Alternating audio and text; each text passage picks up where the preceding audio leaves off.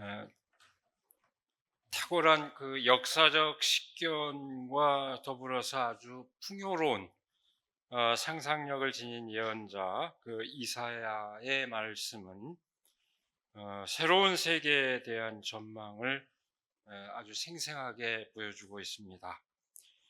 오늘 본문 말씀은 두 번째 이사야의 그 선포, 마지막 대목 가운데 한 부분입니다. 이사야서가 워낙 방대하기 때문에 한 사람의 예언자가 아닌 세 사람의 예언자로 이렇게 보고 있는데 그 가운데 두 번째 예언자의 예언의 한 부분입니다.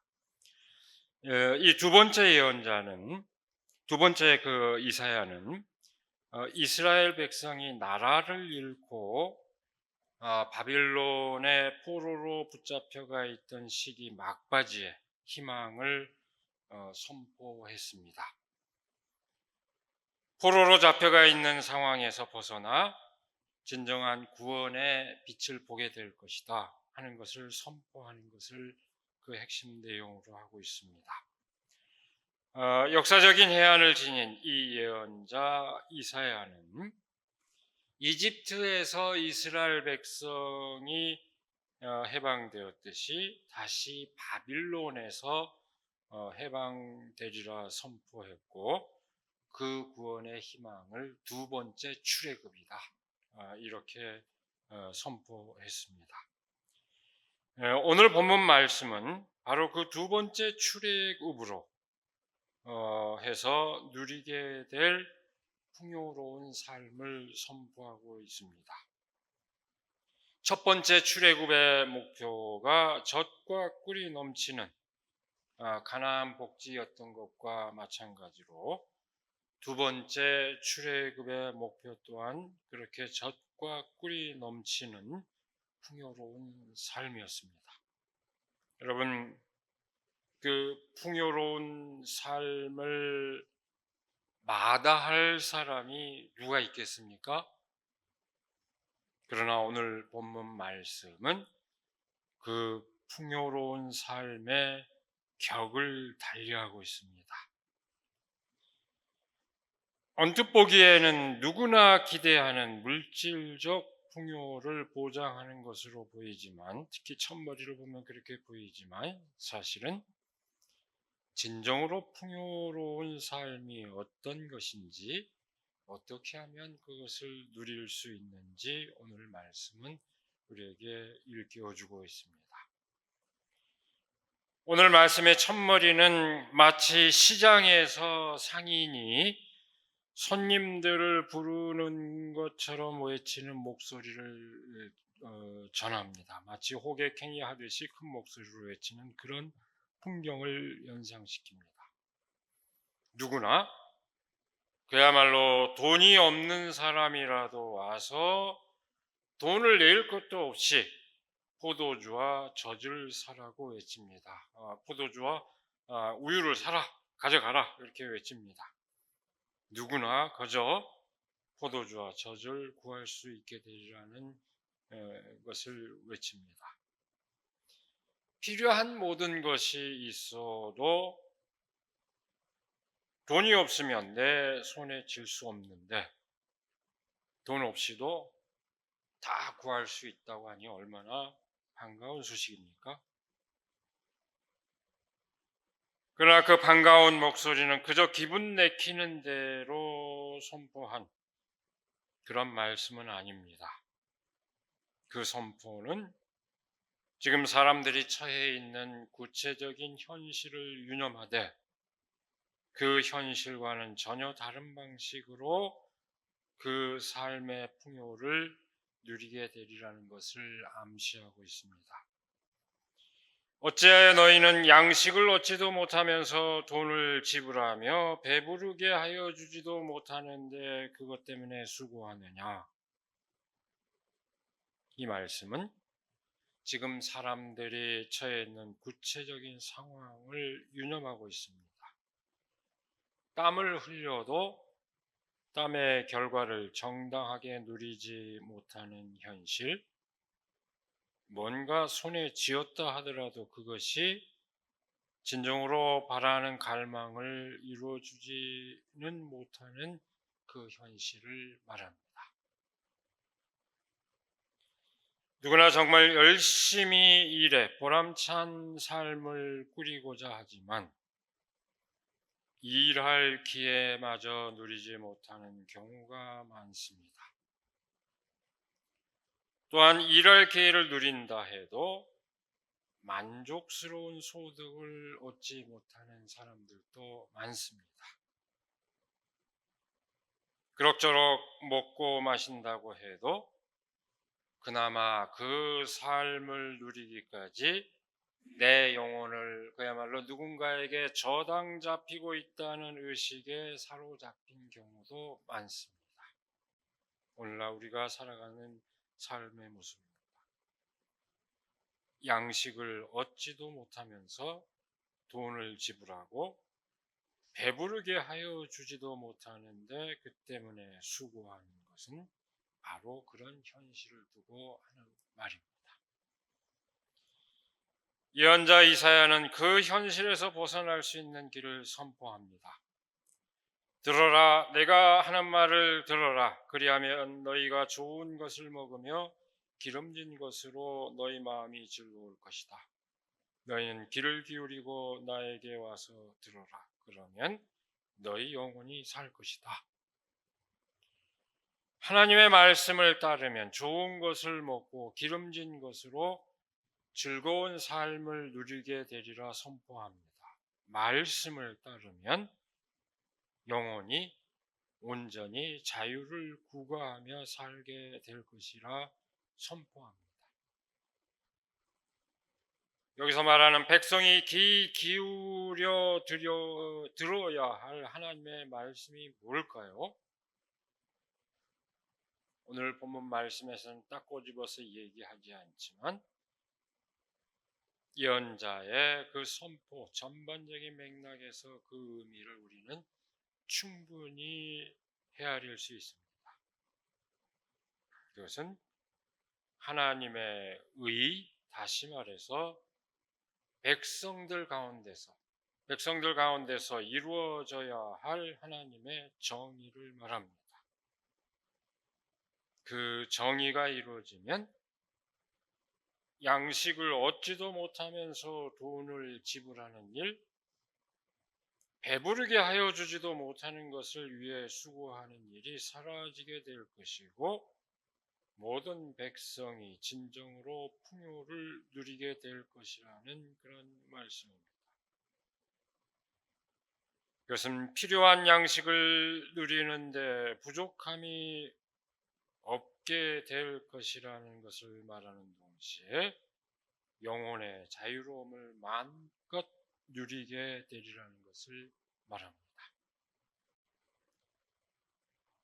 오늘 본문 말씀은 그 결과에 이르는 과정과 관련하여 아주 중요한 진실을 짚고 있습니다. 내가 너희와 영원한 언약을 맺겠으니 이것은 곧 다윗에게 베푼 나의 확실한 은혜다. 내가 그를 많은 민족 앞에서 증인으로 세웠고 많은 민족들의 인도자와 명령자로 삼았다. 내가 알지 못하는 나라를 내가 부를 것이며 너를 알지 못하는 나라가 너에게 달려올 것이니 이는 주 너의 하나님 이스라엘의 거룩하신 하나님께서 너를 영화롭게 하시기 때문이다. 여러분, 사실 이 말씀은 번역을 아주 매끄럽게 해놔서 우리가 잘 눈치를 못 채게 되어 있는데 사실 이 원문상의 이 내용은 이 말씀에는 아주 미묘한 긴장감이 서려 있는 대목입니다.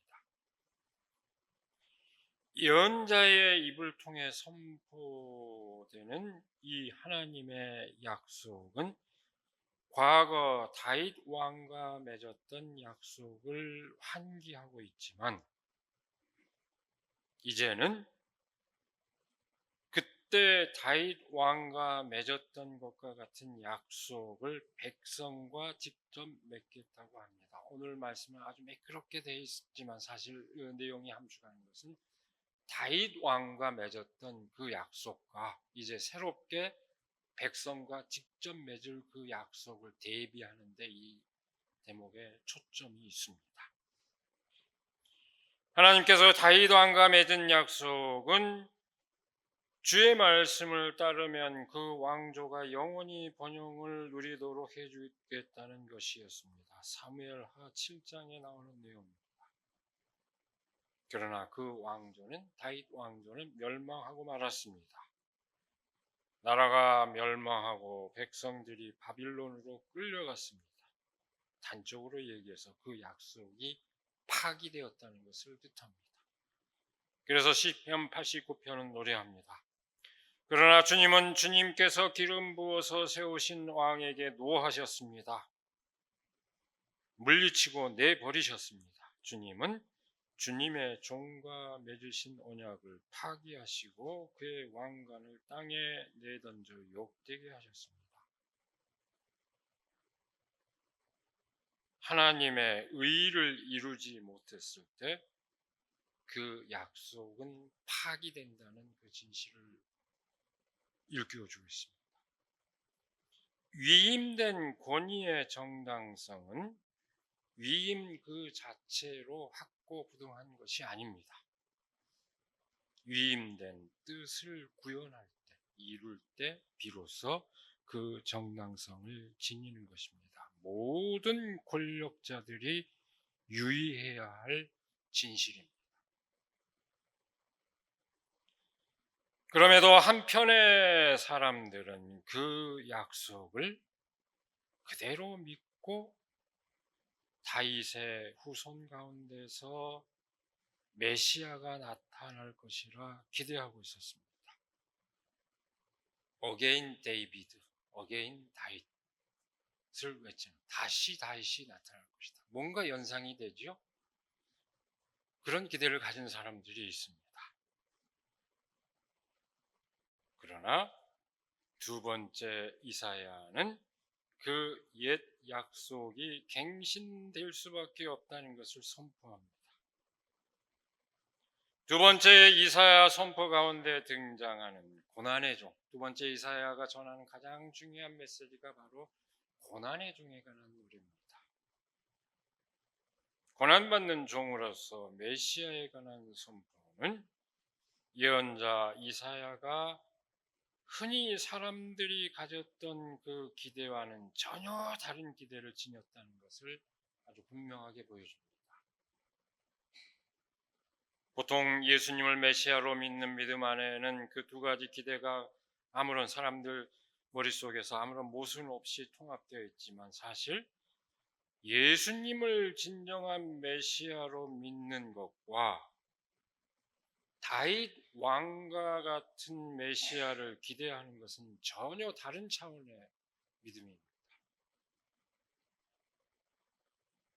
예수 그리스도를 메시아로 믿는 믿음은 고난을 겪는 이가 곧 그 고난의 질고를 이겨낸다는 믿음을 바탕으로 합니다.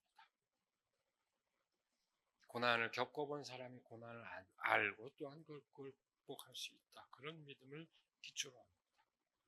반면에 다윗 왕과 같은 메시아를 기대하는 것은 그 고난에 상관없이 문제 해결사로서 메시아를 기대하는 믿음을 바탕으로 합니다.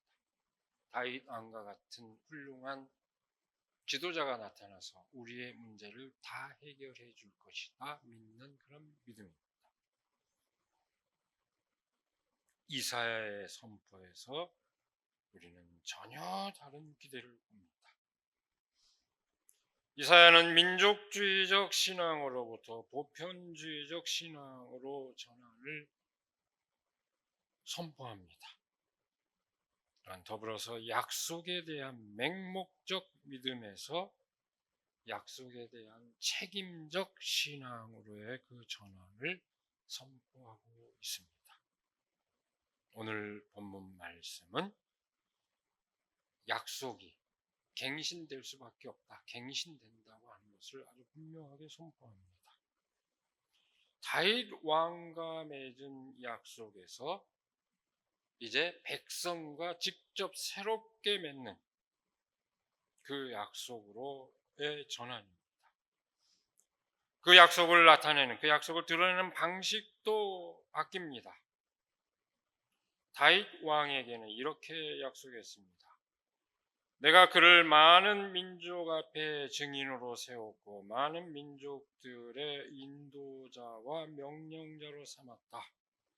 다윗 왕에게는 이렇게 얘기했습니다. 반면에 새로운 약속의 당사자가 된 백성들에게는 이렇게 선포합니다.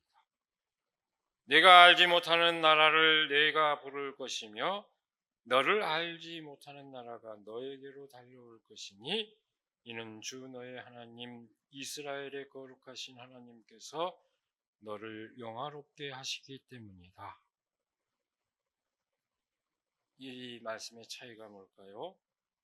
많은 민족의 인도자와 명령자로 삼았다는 것은 힘을 가진 권위에 복종하게 만들었다는 것을 뜻합니다. 이방 민족에 대한 다윗 왕의 승리와 정복이 곧 그 징표였다는 것을 뜻합니다. 반면에 알지 못하는 나라를 부르고 그들이 달려온다는 것은 그와는 전혀 다른 권위에 동의한다는 것을 뜻합니다. 힘으로 이끌지 않아도 따라오게 만드는 권위, 기꺼운 마음으로 동의하게 만드는 권위라고 할 수 있습니다. 그것은 승리와 정복이 아닌 감화력을 말합니다. 요새 유행하는 말로 바꿔서 얘기하자면 소위 하드 파워와 소프트 파워의 차이입니다. 경제력과 군사력으로 세계를 지배하는 방식과 사람들에게 감화를 끼침으로써 영향력을 끼치는 소프트 파워의 차이. 그것이 어떻게 다를까요? 얼마나 다를까요? 그것은 사람들이 거기에 따르는 그 방식에서도 변화를 불러일으킵니다. 힘이 세기 때문에 어쩔 수 없이 복종해야 하는 대상에 대한 태도와 감화력을 지니고 있기에 절로 따르게 되는 대상에 대한 태도는 전혀 다릅니다. 군사력으로 세계를 지배하는 나라를 중심으로 하는 질서를 따르는 것과 사람이 살기 좋은 나라이기에 선망하는 것은 전혀 다릅니다. 하나님께서 영화롭게 하시는 백성의 영광, 그 백성과 직접 계약을 맺을 때 그렇게 영화롭게 해주신다고 했는데 그것은 그 가운데 하나님의 의가 온전히 이루어지기 때문에 가능한 것입니다. 두 번째, 이사야는 일관되게 두 번째 출애굽을 선포했습니다. 다시 한번 강조하지만 그렇습니다. 첫 번째 출애굽과 두 번째 출애굽의 목표는 동일합니다. 억압으로부터의 해방과 풍요로운 삶에 대한 희망입니다. 예언자 이사야는 그 기대가 동시에 충족되는 세계에 대한 전망을 선포합니다. 예언자는 그저 물질적 풍요를 보장받고 그 물질적 풍요를 보장받기 위한 힘을 가지는 것을 역설하지 않고 서로 감화하고 존중하는 가운데 삶을 영위하는 세계를 역설하고 있습니다. 출애굽한 백성들이 목표로 삼은 젖과 꿀이 넘치는 가나안 복지가 순전히 물질적 풍요를 의미한다면 애초부터 말이 안 되는 개념입니다. 말이 되지 않습니다. 애초부터. 만일 그렇다면 나일강 유역의 풍요로운 이집트 땅과 빈약한 요단강을 중심으로 하는 가나안 땅은 애초 비교의 대상이 되지가 않습니다. 그 말이 뜻하는 바가 순전히 물질적 풍요를 의미한다면 전혀 말이 안 되는 소리입니다. 그 의미는 힘 있는 인간의 업적이 강조되는 삶의 현실과 누구라도 마땅히 자기 삶을 누릴 수 있는 현실, 그 현실의 대비를 통해서만 분명히 이해할 수 있습니다. 땀을 흘리고도 땀의 결과를 누리지 못하는 현실과 땀을 흘리고 그 땀의 결과를 누구나 누리는 삶의 현실, 그 대비를 통해서만 분명하게 이해할 수 있을 뿐입니다. 가나안 땅이 젖과 꿀이 넘치는 땅이라는 것은 한마디로 줄여 얘기하자면 억압으로부터 해방된 자유인들이 누리는 그 현실을 말하는 것입니다. 이사야는 다윗 왕에 대한 약속의 갱신을 선포하는 오늘 본문 말씀을 통해서 그 진실을 다시 함기하고 있습니다. 그것은 첫 번째 출애굽의 과정에서 사람들이 갈망했던 기대보다 더 절실한 것이었습니다. 첫 번째 출애굽의 상황은 이제 이민족의 지배에서 벗어나면은 모든 것이 다 이루어질 것이다, 다 가능할 것이다 하는 그 기대로 그렇게 기대하는 상황이었습니다. 그러나 두 번째 출애굽의 상황은 어떤 상황입니까? 자기 민족의 왕조가 형성되었어도 이미 경험했어도 이루지 못했던 기대와 꿈, 그것을 다시 환기하고 있기 때문입니다. 그렇기 때문에 이 두 번째 출애굽에 대한 기대는 더 심각하고 더 절실한 것이었습니다. 오늘 이 본문 말씀의 진실은 오늘 우리 시대에 더욱 절실하게 다가옵니다. 한국 사회는 놀라운 경제적 성취에도 불구하고 사람들이 체감하고 있는 삶의 현실은 어쩌면 더더욱 각박해졌습니다. 그래서 한편으로는 대한민국이 선진국이라는 그런 자긍심이 갖고 있지만 사실 한편으로 그 속살을 들여다볼 것 같으면 심각하게 피폐해져 있습니다.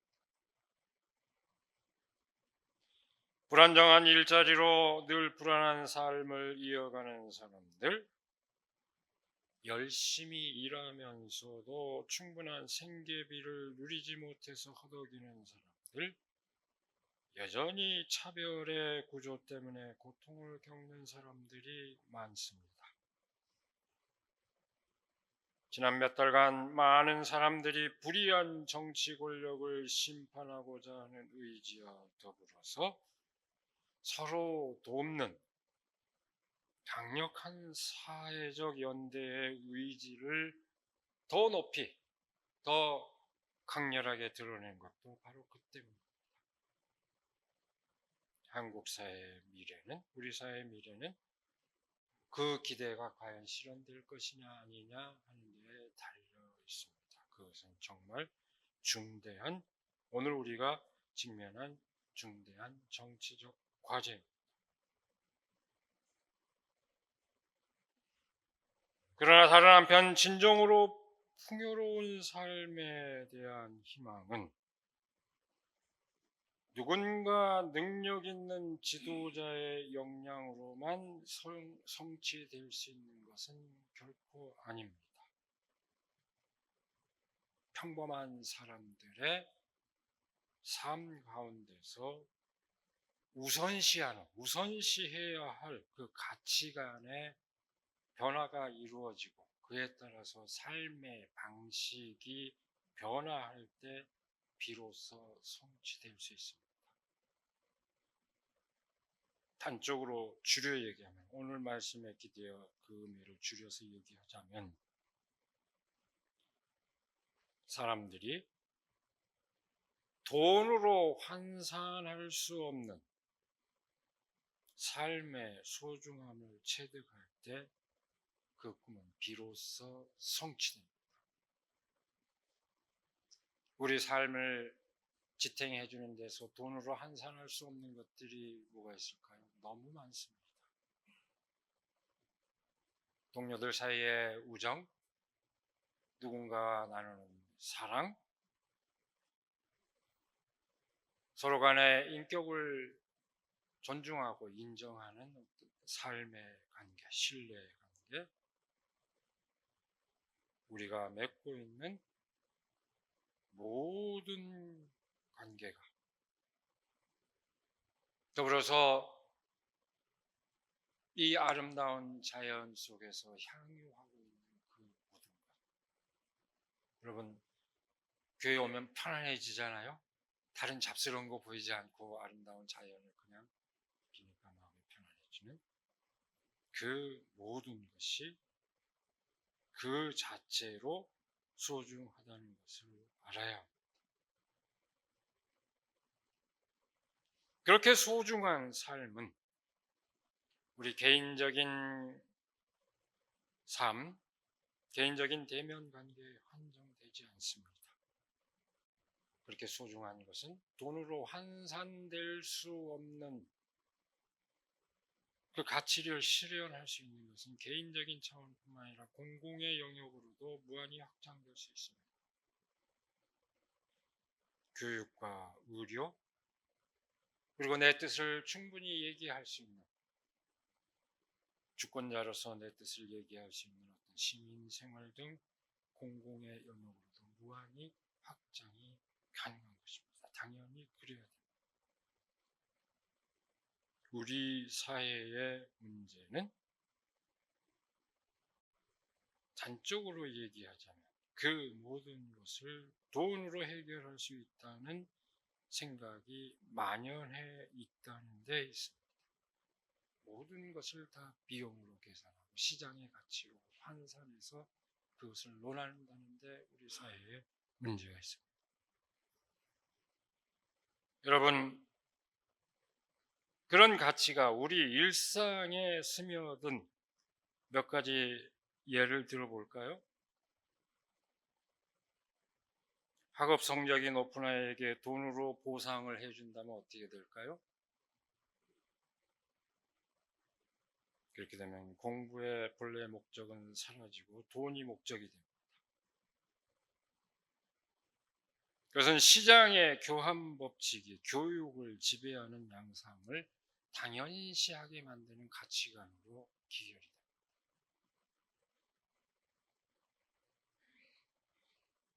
실제 어떤 분의 경험인데요. 어떤 어린아이를 보고 하도 이뻐서 용돈을 주고 싶은데, 아저씨한테 뽀뽀해주면 용돈 주지 이랬어요.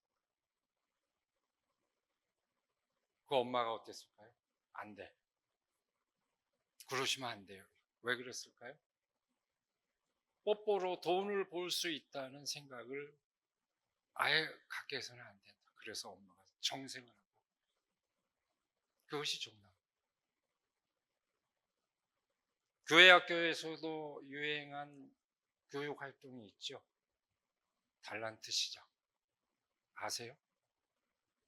어린아이들 출석 요절 다 해서 점수를 매기고 달란트를 나눠주고 그걸로 선물을 구하게, 달란트 시장에 가서 선물을 구하게 해주는 교회에서 흔히 행하는 교육활동. 이것 또한 교회 교육의 본연의 임무를 저버리고 모든 것을 돈으로 환산하게 하는 것을 당연시하게 하는 그런 위험을 내포하고 있습니다.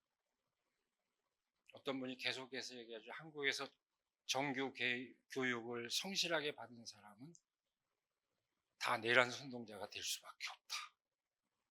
파시스트가 된다. 교육과정이 다 스며 있는데 교회 교육에도 예외 없이 이렇게 다 스며들어 있습니다. 우리의 삶에서 무엇이 소중한 것인지, 공동체 생활에서 무엇이 소중한 것인지 우리는 분별할 수 있어요. 교회가 어떤 가치를 중심으로 하여 형성되어야 하는지 우리는 분명히 해야 합니다. 물질은 일용할 만큼 누리는 것으로 족합니다. 우리가 늘 주기도문을 통해서 기도하죠, 고백하지요. 무엇보다 소중한 것은 서로 인정하고 신뢰하며 그 안에서 삶의 안위를 보장받는 것입니다. 인간을 인간으로, 또한 자연 또한 그렇게 대상이 아니라 마치 인격적인 존재를 대하는 것과 같은 그렇게 마주하는 관계로, 사랑을 사랑으로, 신뢰를 신뢰로 주고받을 수 있을 때 우리의 삶은 진정으로 풍요로워집니다. 오늘 이사야의 예언은 그 삶에 이르는 길을 우리에게 일깨워주고 있습니다. 내가 하는 말을 들어라. 그리하면 너희가 좋은 것을 먹으며 기름진 것으로 너희 마음이 즐거울 것이다. 이 말씀이 함축하는 뜻이 뭘까요? 바로 그 진실을 일깨워주는 것입니다. 그 말씀의 진실 가운데서 진정으로 풍요롭고 기쁜 삶을 누리는 우리 모두가 되기를 시간 간절히 기원합니다. 기도하겠습니다. 우리에게 복된 날을 허락하여 주시고 말씀을 새김으로써 삶을 가다듬게 하여 주시는 그 은혜를 감사드립니다. 하나님, 무엇이 우리의 삶을 풍요롭게 하고 무엇이 우리의 삶을 진정으로 기쁘게 하는 것인지 다시 새기게 하여 주시옵소서. 하나님의 말씀을 우리 삶 가운데 실현함으로써, 그래서 사람과 사람이 서로 사랑을 나누고 서로 신뢰를 나누고 그 가운데서 진정으로 안전을 보장받고 진정으로 기쁨을 누릴 수 있도록, 그것이 참 삶의 길임을 우리가 늘 새기며 그 삶을 위해 함께 애쓸 수 있도록 저희를 인도하여 주시옵소서. 주께서 저희를 보살펴 주셔서 그 길로 나서는 저희들이 지치지 아니하고 나아갈 수 있고 참으로 큰 기쁨을 누릴 수 있도록 인도하여 주시옵기를 원하며 우리 주 예수 그리스도의 이름으로 기도드리옵나이다.